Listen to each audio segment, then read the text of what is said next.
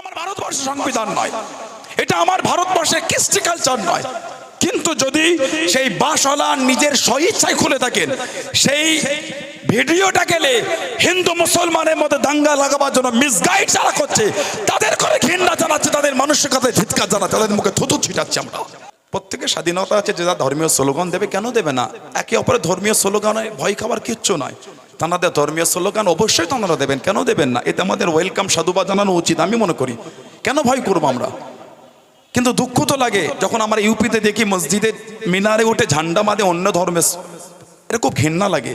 তাদের মানসিকতাকে ভাবতে অবাক লাগে, কোন মানসিকতা তারা মানুষ, আমরা অবাক হয়ে যাই। ভাই বলছিলেন গতকাল কলকাতা যেটা হয়েছে, বাস থেকে একটা গেরুয়া পতাকা খোলা হচ্ছে, আমি এটা ধিক্কার জানাচ্ছি, আমি ব্যক্তিগত আমি এবং আশাবাদী প্রকৃত মুসলমান সেও ধিক্কার জানাবে। এটা আমরা এটা মানতে পারি না। তার অধিকার আছে তার ধর্মের পতাকা, তার ধর্মের ঝান্ডা, তার ধর্মের স্লোগান দিবার, কারোর অধিকার নাই তার ধর্মের ওপর আঘাত করার। কেন করবে? যদি ওই পতাকা কোনো মুসলমান বা প্রেশার ক্রিয়েট করে খুলে থাকে, আমি তার মানসিকতা ঘৃণা করছি, তার কর্মকে আমি প্রতিবাদ জানাচ্ছি। এটা আমার ভারতবর্ষের সংবিধান নয়, এটা আমার ভারতবর্ষের কৃষ্টি কালচার নয়। কিন্তু যদি সেই বাসওয়ালা নিজের স্বইচ্ছায় খুলে থাকেন, সেই ভিডিওটা গেলে হিন্দু মুসলমানের মধ্যে দাঙ্গা লাগাবার জন্য মিসগাইড যারা করছে তাদের করে ঘৃণা জানাচ্ছে, তাদের মানসিকতায় ধিক্কার জানাচ্ছে, তাদের মুখে থুতু ছিটাচ্ছে। আমরা